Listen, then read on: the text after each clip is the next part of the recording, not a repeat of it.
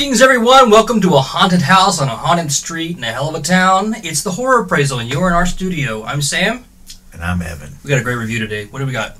That's right, Sam. We are reviewing an independent film that was sent to us to review by its director. And it is a film called Love in the Time of Monsters.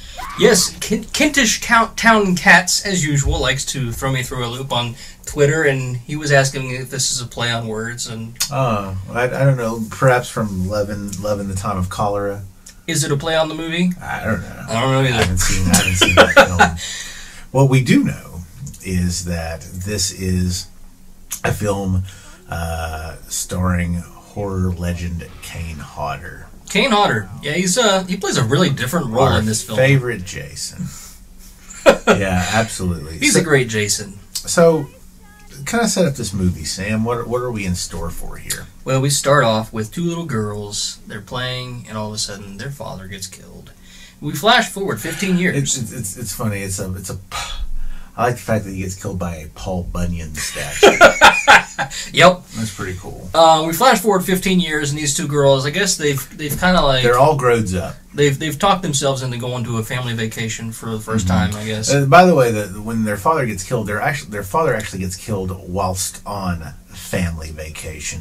Yeah. Now, 15 years later, it's time to try this vacation thing again. So they end up in this tourist trap that's like a scam place, and it's got a bunch of like tour guides, and ooh, you run into Bigfoot. Yeah, there's lots of big feats. There's like 9 guys playing Bigfoot in this movie. And chiefly among them is, of course, Kane Hodder. Mr. Hodder. Like we had just said.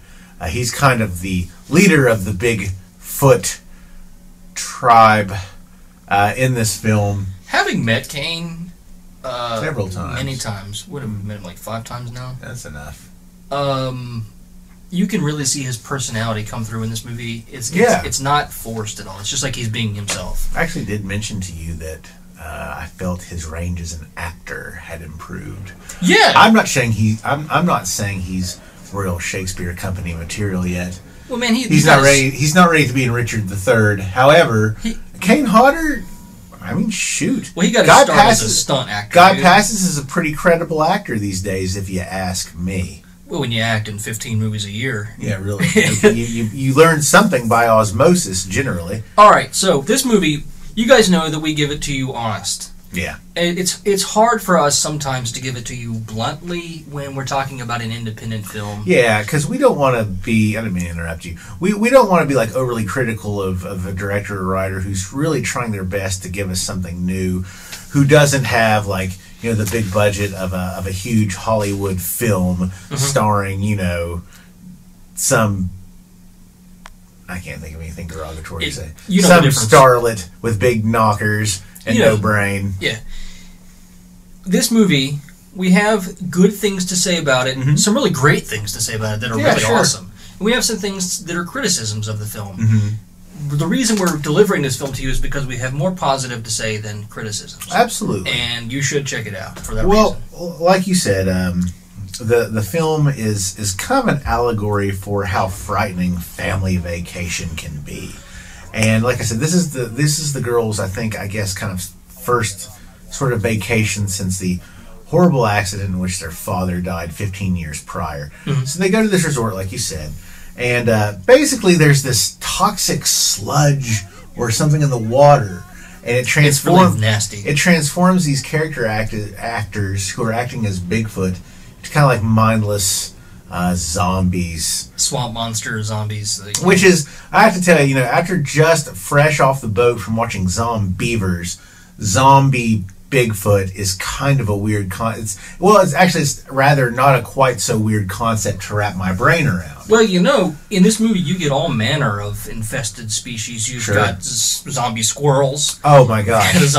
Don't give away too much of the good stuff so quickly, Sam. There's a zombie moose. Yeah. I mean, there are other monsters in this that are just like all over the place, and they are flesh-hungry beasts. So that's the one thing we want to say.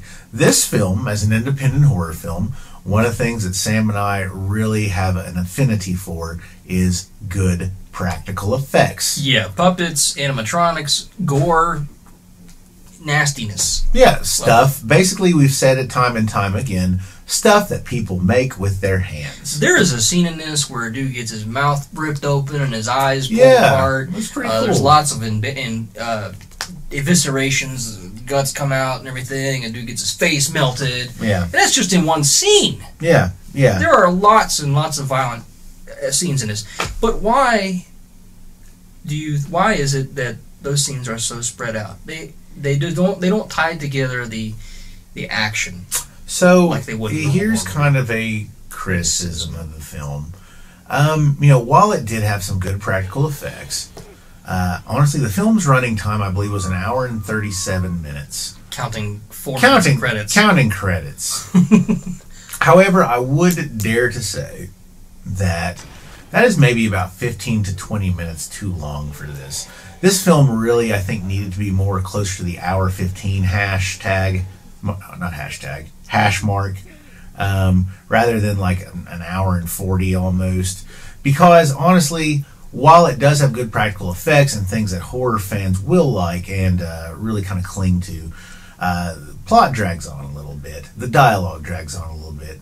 Some of the characters, kind of unremarkable, just like a lot of horror films. You don't really sympathize with them, and quite frankly, you don't necessarily care about their plight that much. Sam and I really watched it because we couldn't wait, and I'm kind of speaking for Sam here, and he can correct me if I'm wrong. Sam and I stayed glued to this because really we just couldn't wait to see the next part of Carnage that was going to take place. And now when we did get that, we were rewarded quite nicely, I think. I'm just gonna.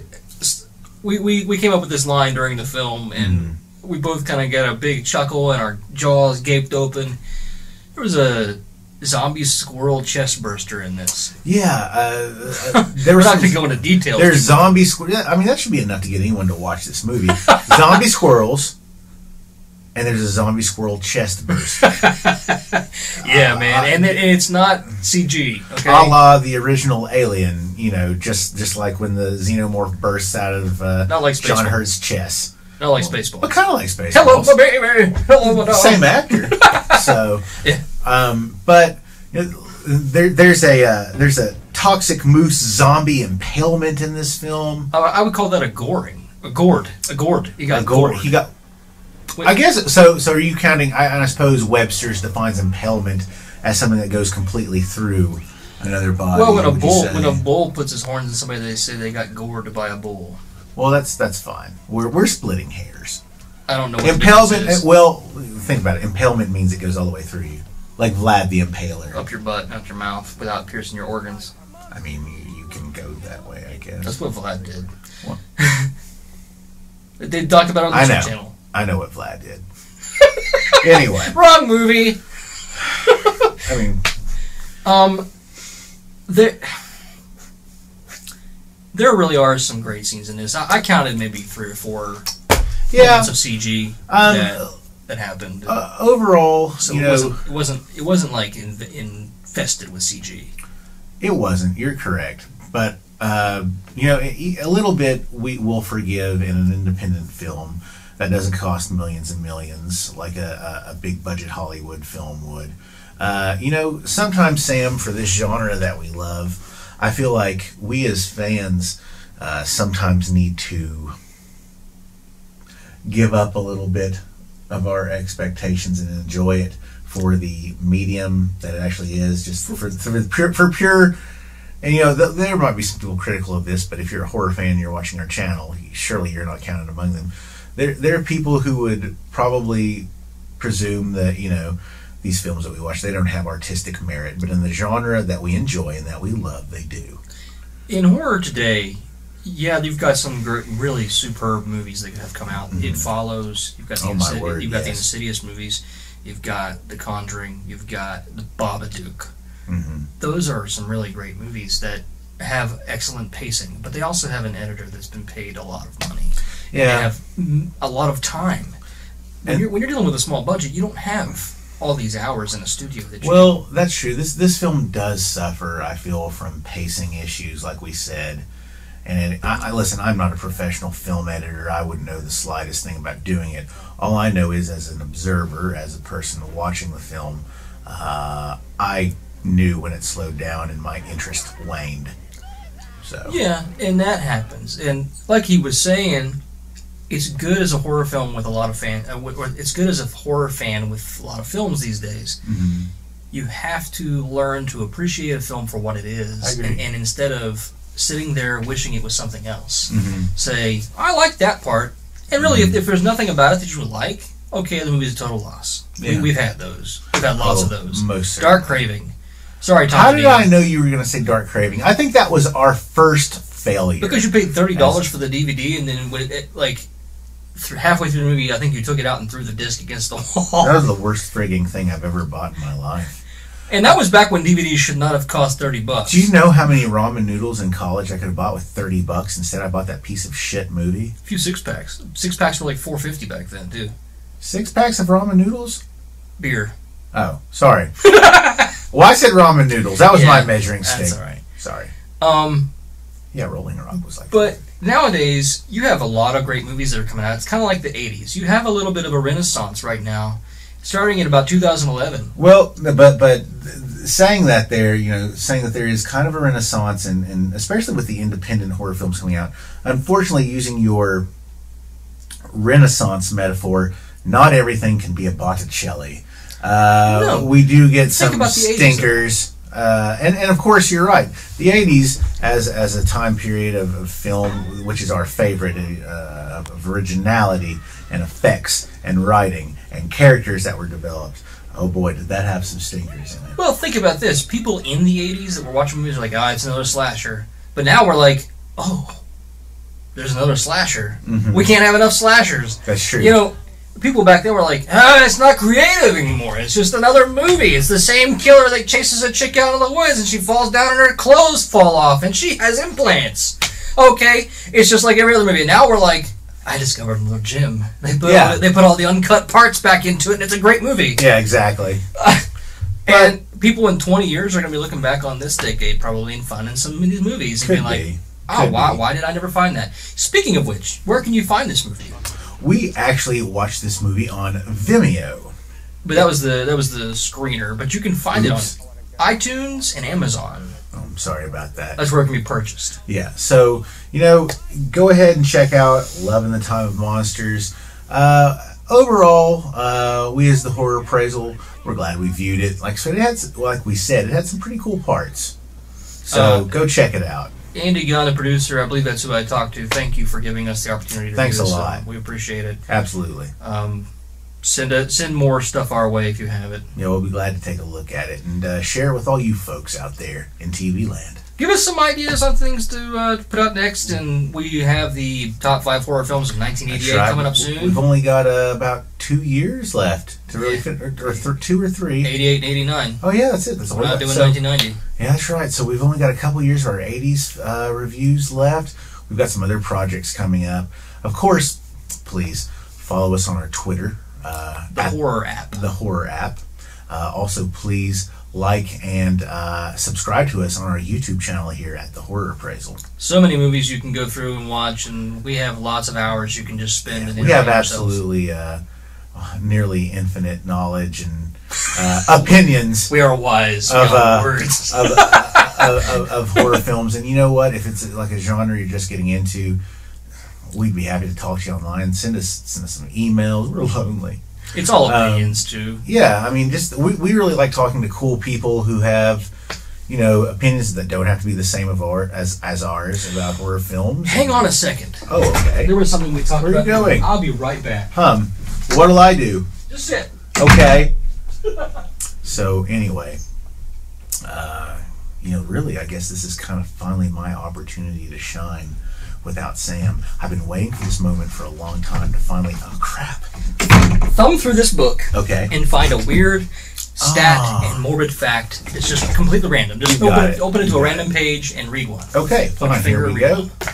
All right. Freaky facts. The 2009 film Zombieland originally began as an idea for a television show, with the Zombie Kill of the Week being a weekly feature of the program. Wow. I did not know that. I like this book. We got this in the number 5 horror block. The May horror block from this year. You did a video on it.